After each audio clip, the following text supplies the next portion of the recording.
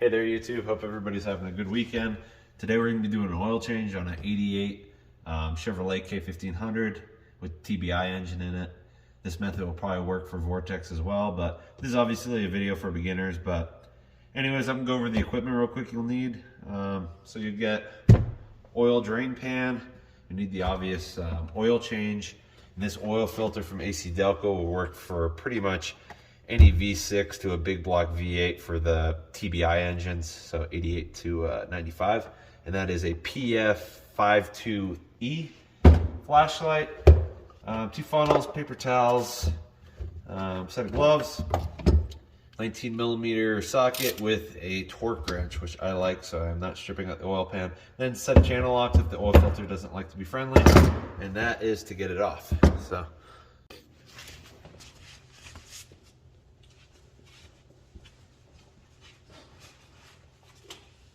here we are underneath the vehicle. We're gonna go ahead and snap this guy loose. It'll be the oil drain bolt.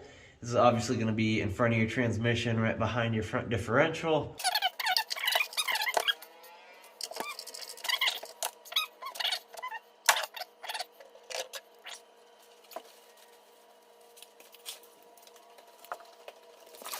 So here we are where the front drive shaft meets the front differential. Gonna head and remove this guy.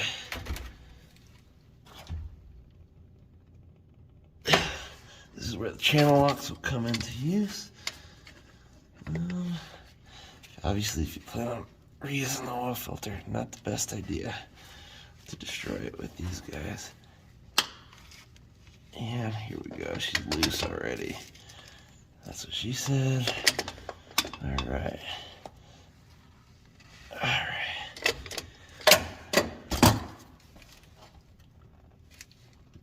Now we're gonna move our drain pan over, because this was one of GM's best designs. You get a fresh lube in every oil change on your front U-joint. So that's pretty cool. All right, and there she goes.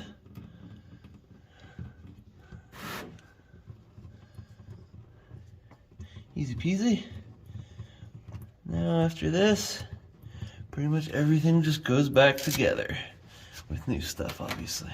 Now everything's going back together. That is the drain pan bolt and the new oil filter. I'll go ahead and show you the preliminary steps for staging them for installation, because believe it or not, they do not just go straight on. If you're not a good mechanic, I guess they can, but I will not do that. So we're gonna clean drain pan bolt washer with a little bit of brake clean.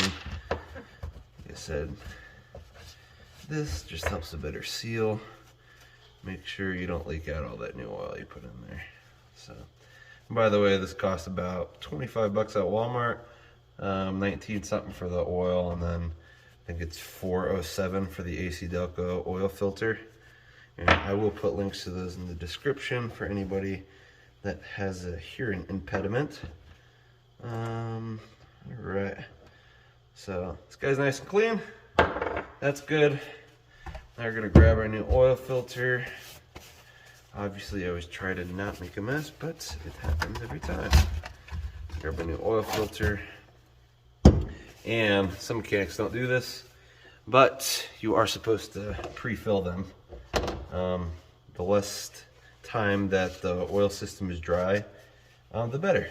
So we're gonna go ahead and fill this about halfway full, since this oil filter sits on there, yeah, longitudinally, I guess, or I don't know if it's laterally or what it would be, but we're gonna go ahead and fill it about halfway. So let's get our new oil.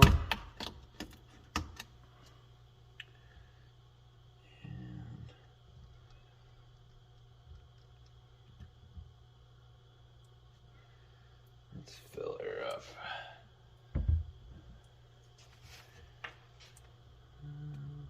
we go. Don't do what I just did.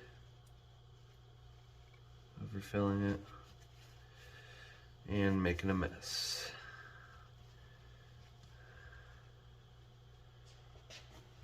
And of course, now it's all settling in the media, so I just made a mess for nothing. Good stuff. Good stuff.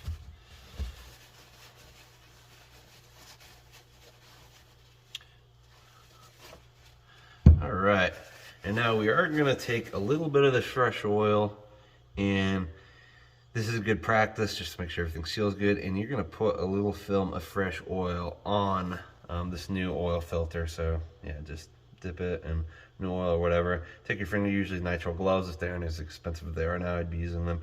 And yeah, just ring the O-ring real good, and yeah, that should seal her up real good.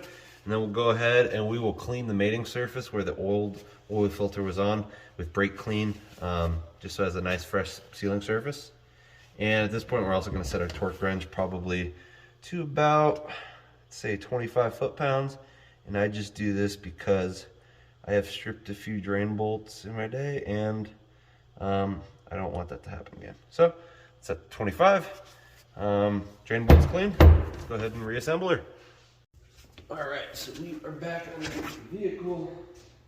We have our torque wrench here. I went ahead and cleaned where the old drain plug goes in. And so at this point, we're gonna just go ahead and put her back in.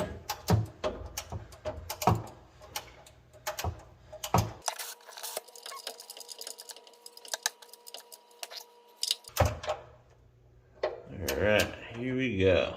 If you're using a torque wrench, you will get a nice, loud, audible pop.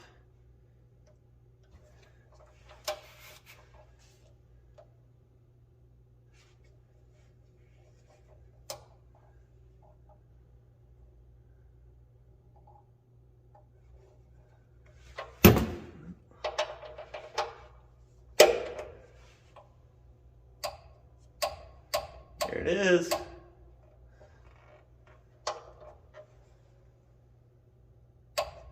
All right, that's about 20 foot-pounds, and I just like that because that is what the book calls for. So I'll get this drain pan out of the way, make it a little easier to visually see what I'm doing in the oil filter housing. All right, that'll be next.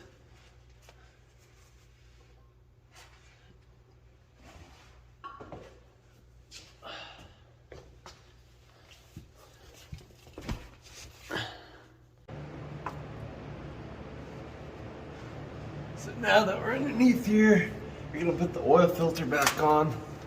I'm gonna take a paper towel and wipe the mating surface off really good. Like I said, all these extra steps just help ensure a nice, good seal of that oil filter. I've had friends who have over-tightened it, not cleaned the surface, and it drips or just causes havoc that isn't necessary with like an extra half minute of work. So that surface is really good. Also wipe down your front drive shaft at this point, because that does like to, like I said earlier, leave a mess. So I guess you don't need to use that grease zerk on it because it's oiled every 3,500 miles or however often you change your oil. Alright, so we're gonna go ahead and grab our filter. And get this mess cleaned up, but you want to get it snug. You don't have to, put 100 foot-pounds on it. You don't want it to leak, but you also want to be able to remove it in, 3,500 miles, 4,000 miles whenever you do the oil change. So snug her up, and clean up this mess. And after that, we'll go ahead and start adding fluids. So here we are on the final step. Did a little bit of more cleaning underneath the oil pan by the oil filter area, but if everything's torqued to spec and everything's snug, we'll take our oil in our funnel, and I'll show you where the oil cap is.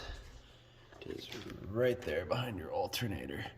Beautiful. So this oil system's capacity is about 4.54, and that's kind of similar amongst the small blocks. So that'll work for the 4.3 V6. I know it works for the 305. I think it works for the 350 too. So we're gonna add 4 quarts, then we're gonna turn her over to prime the system. Then we'll check our dipstick. So after filling her up to where she showed up on the dipstick, oil-wise, put the oil cap back on, check for leaks underneath the vehicle, make sure everything's cleaned up, close the hood, reset your oil light, and go ahead and go. So please do like the video, and please do subscribe. Thanks for watching, guys.